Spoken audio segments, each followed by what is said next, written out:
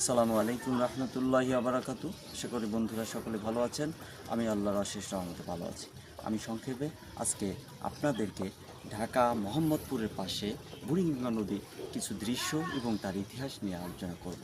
বুড়িগঙ্গা নদী একটা প্রাচীনতম একটি নদী, যে নদী আজ থেকে অনেক বছর পূর্বে এই নদীটি বিশাল আকৃতি ছিল, কিন্তু এই নদীটি ভেঙে ভেঙে আজকে কতটুকু পরিমাণে আছে এবং এখানে কি কি হয়, কি কি জিনিস আছে, এই নিয়ে আপনাদেরকে আমি কিছু দৃশ্য দেখাবো ইনশাআল্লাহ।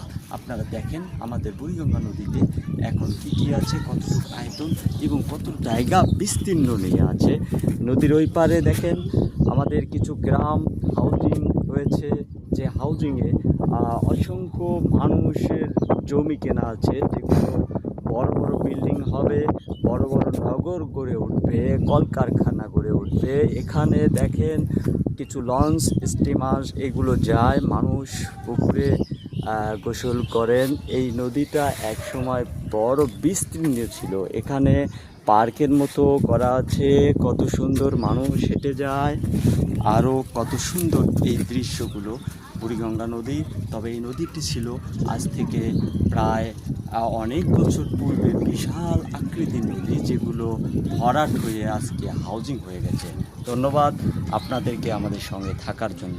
সালাম।